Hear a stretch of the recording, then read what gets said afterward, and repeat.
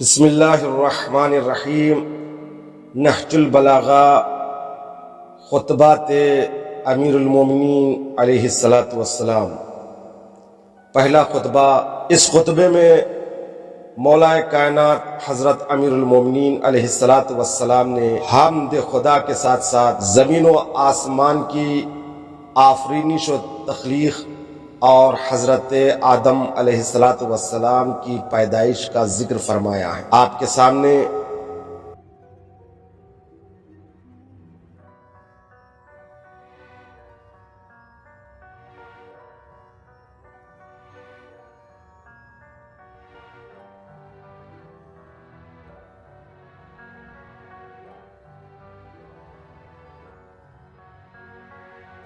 پہلے خطبے کا اردو ترجمہ حجت الاسلام والمسلمین علامہ مفتی جعفر حسین صاحب قبلہ علی اللہ مقامہ کا پیش۔ بسم اللہ الرحمن الرحیم۔ تمام حمد اس اللہ کے لیے ہے جس کی مدح تک بولنے والوں کی رسائی نہیں، جس کی نعمتوں کو گننے والے نہ کوشش کرنے والے اس کا حق ادا کر سکتے ہیں، نہ بلند پرواز ہمتیں اسے پا سکتی ہیں، نہ عقل و فہم کی گہرائیاں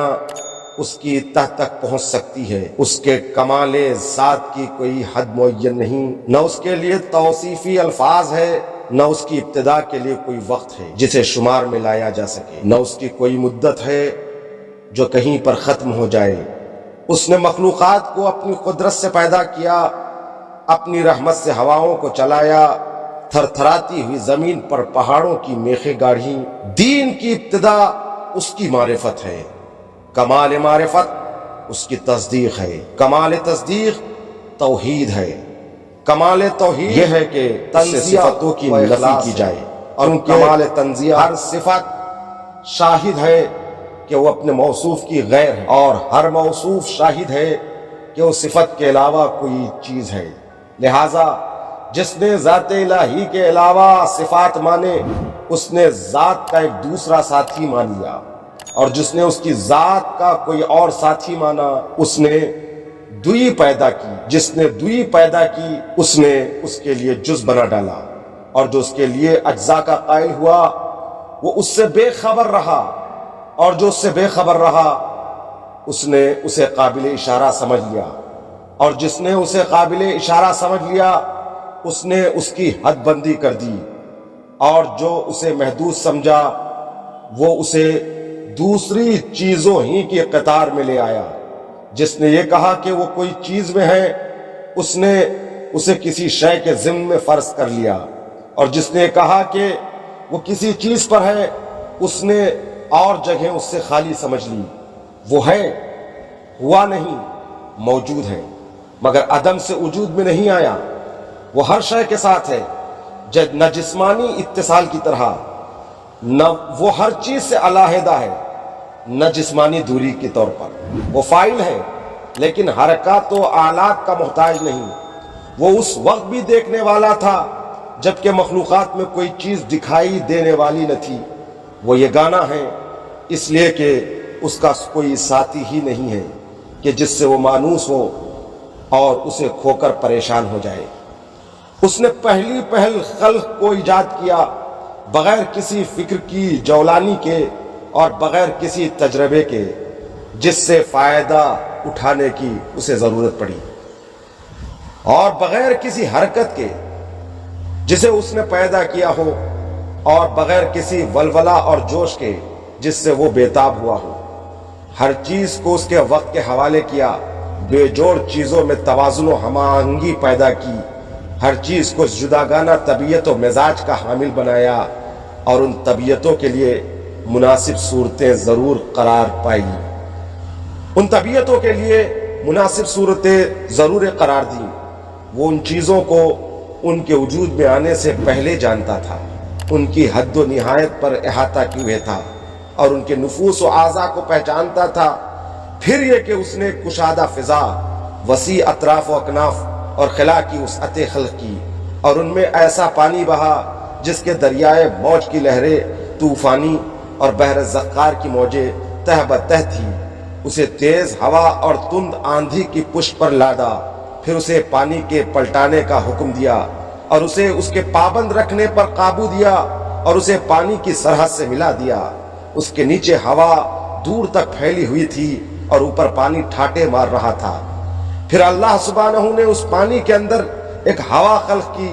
جس کا چلنا بے ثمر تھا، باش تھا، اور اسے اس کے مرکز پر قرار رکھا، اس کے جھونکے تیز کر دیے اور اس کے چلنے کی جگہ دور و دراز تک پھیلا دی۔ پھر اس ہوا کو مامور کیا کہ وہ پانی کے ذخیرے کو تھپیڑے دے اور بحر بیکراں کی موجوں کو اچھالے۔ اس ہوا نے پانی کو یوں متھ دیا جس طرح دہی کے مشکیزے کو متھا جاتا ہے، اور اسے ڈھکیلتی ہوئی تیزی سے چلی، اور اسے ہوا ڈھکیلتی ہوئی تیزی سے چلی جس طرح خالی فضا میں چلتی ہے، اور پانی کے ابتدائی حصے کو آخری حصے پر اور ٹھہرے ہوئے کو چلتے ہوئے پانی پر پلٹانے لگی، یہاں تک کہ اس متلاطم پانی کی سطح بلند ہو گئی اور وہ تہ بتہ پانی جھانک دینے لگا۔ اللہ نے وہ جھانک کھلی ہوا اور کشادہ فضا کی طرف اٹھائی اور اس سے 7 آسمان پیدا کیے، نیچے والے آسمان کو رکی ہوئی موج کی طرح بنایا اور اوپر والے آسمان کو محفوظ چھت اور بلند عمارت کی صورت میں اس طرح قائم کیا کہ نہ ستونوں کے سہارے کی حاجت تھی نہ بندھنوں سے جوڑنے کی ضرورت۔ پھر ان کو ستاروں کی سج دھج اور روشن تاروں کی چمک دمک سے آراستہ کیا، اور ان میں ذوق پاش چراغ اور جگمگاتا چاند رواں کیا جو گھومنے والے فلک، چلتی پھرتی چھت اور جنبش کھانے والی لوح میں ہیں۔ پھر خداوند عالم نے بلند آسمانوں کے درمیان شگاف پیدا کیے اور ان کی وسعتوں کو طرح طرح کے فرشتوں سے بھر دیا۔ کچھ ان میں سربسجود ہیں جو رکوع نہیں کرتے، کچھ رکوع میں ہیں جو سیدھے نہیں ہوتے، کچھ صفے باندھے ہوئے ہیں جو اپنی جگہ نہیں چھوڑتے، اور کچھ پاکیزگی بیان کر رہے ہیں جو اکتاتے نہیں۔ نہ ان کی آنکھوں میں نیند آتی ہے، نہ ان کی عقلوں میں بھول چوک پیدا ہوتی ہے، نہ ان کے بدنوں میں سستی و کاہلی آتی ہے، نہ ان پر نسیان کی غفلت طاری ہوتی ہے۔ ان میں کچھ تو وحی الہی کے امین، اس کے رسولوں کی طرف پیغام رسانی کے لیے زبان حق اور اس کے قطعی فیصلوں اور فرمانوں کو لے کر آنے جانے والے ہیں۔ کچھ ان کے بندوں کے نگہبان اور جنت کے دروازوں کے پاسبان ہیں۔ کچھ وہ ہے جن کے قدم زمین کی تہ میں جمے ہوئے ہیں اور ان کے پہلو اطراف عالم سے بھی آگے بڑھ گئے ہیں۔ ان کے شانے عرش کے پایوں سے میل کھاتے ہیں،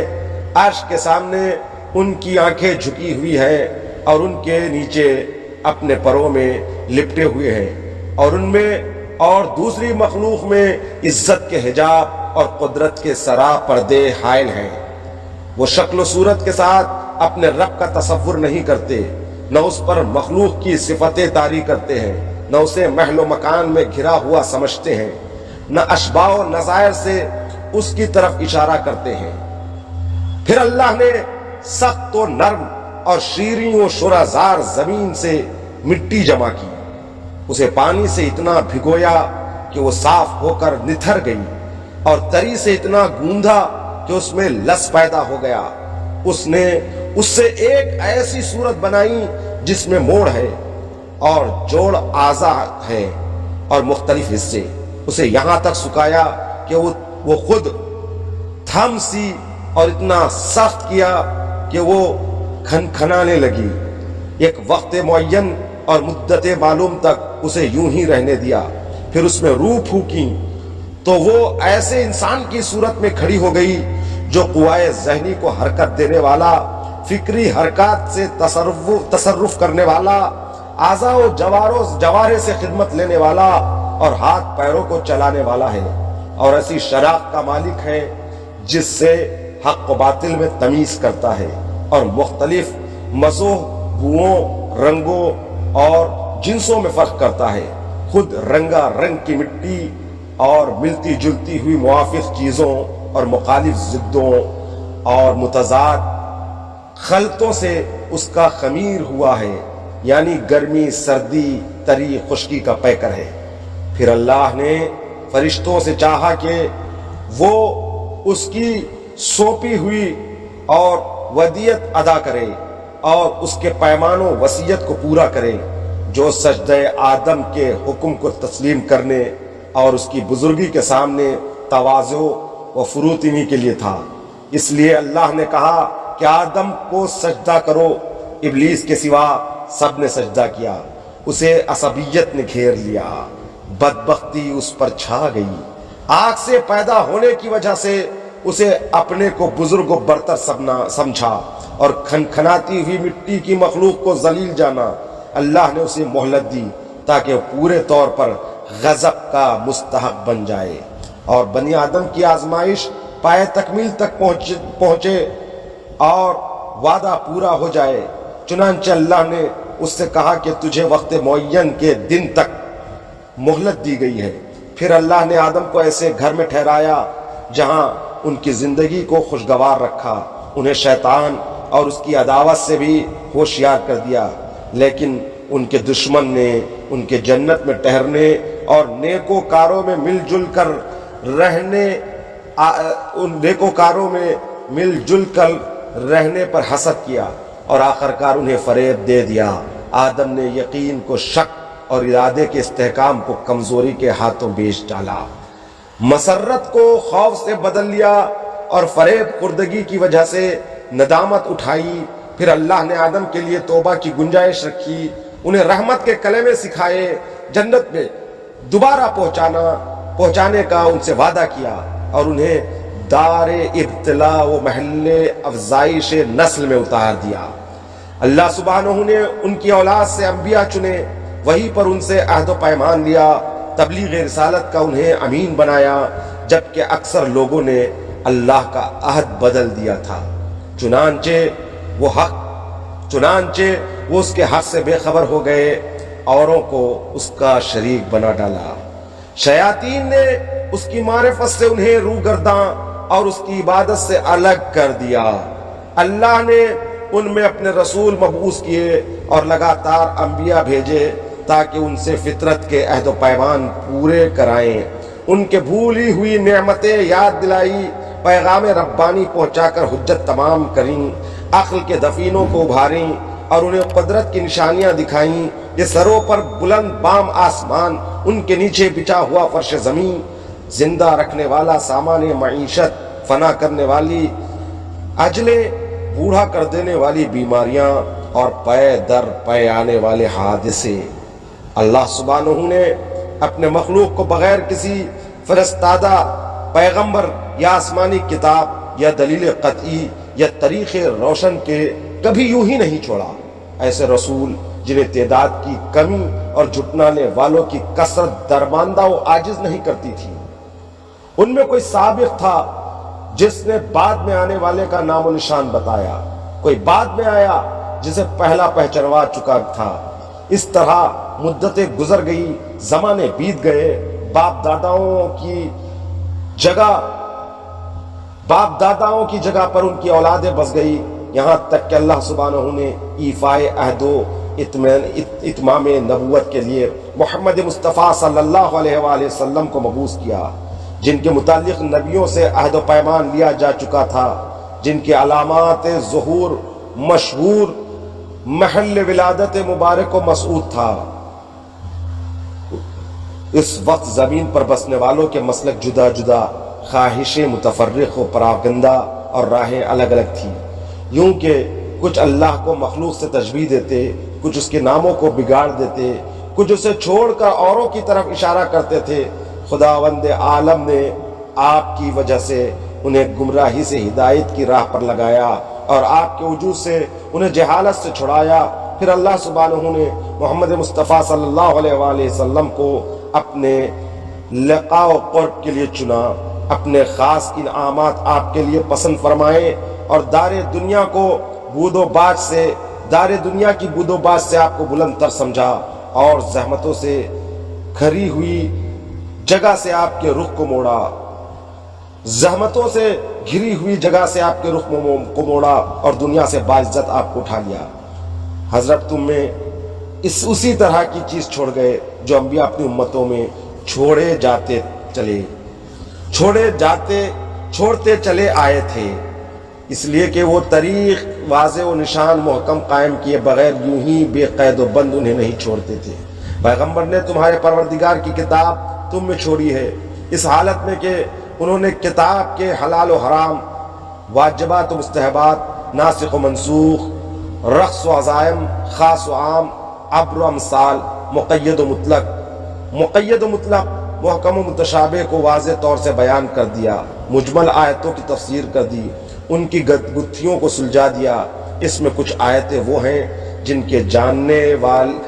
جاننے کی پابندی عائد کی گئی ہے، اور کچھ وہ ہے کہ اگر اس کے بندے ان سے ناواقف رہے تو مضائقہ نہیں۔ کچھ احکام ایسے ہیں جن کا وجوب کتاب سے ثابت ہے اور حدیث سے ان کو منسوخ ہونے کا پتہ چلتا ہے، اور کچھ احکام ایسے ہیں جن پر عمل کرنا حدیث کی روح سے واجب ہے لیکن کتاب میں ان کے ترک کی اجازت ہے۔ اس کتاب میں بعض واجبات ایسے ہیں جن کا وجوب وقت سے وابستہ ہے اور زمانے آئندہ میں ان کا وجوب برطرف ہو جاتا ہے۔ قرآن کے محرمات میں بھی تفریق ہے، کچھ کبیرہ ہیں جن کے لیے آتش جہنم کی دھمکیاں ہیں، اور کچھ صغیرہ ہیں جن کے لیے مغفرت کے توقعات پیدا کیے ہیں۔ کچھ اعمال ایسے ہیں جن کا تھوڑا سا حصہ بھی مقبول ہے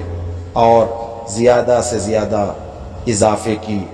گنجائش رکھی گئی ہے۔ اللہ نے اپنے گھر کا حج تم پر واجب کیا جسے لوگوں کا قبلہ بنایا ہے، جہاں لوگ اس طرف کھنچ کر آتے ہیں جس طرح پیاسے حیوان پانی کی طرف، اور اس طرح وارفتگی سے بڑھتے ہیں جس طرح کبوتر اپنے آشیانوں کی طرف۔ اللہ جل جلالہ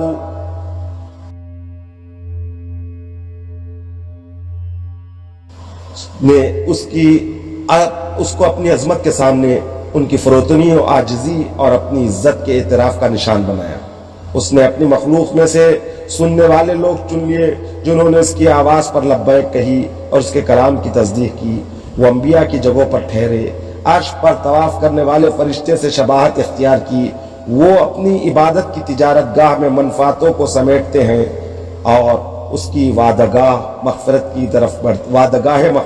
بڑھتے ہیں۔ اللہ سبحانہ نے اس گھر کو اسلام کا نشان پناہ چاہنے والوں کے لیے حرم بنایا ہے، اس کا حج فرض اور ادائیگی حق کو واجب قرار دیا ہے اور اس کی طرف راہنوردی فرض کر دی ہے۔ چنانچہ اللہ نے قرآن مجید میں فرمایا کہ اللہ کا واجب الادا حق لوگوں پر یہ ہے کہ وہ خانہ کعبہ کا حج کریں جنہیں وہاں تک پہنچنے کی استطاعت ہو، اور جس نے کفر کیا تو جان لے کہ اللہ سارے جہان سے بے نیاز ہے۔ یہ تھا خطبہ اول کا ترجمہ۔ والسلام ورحمۃ اللہ وبرکاتہ۔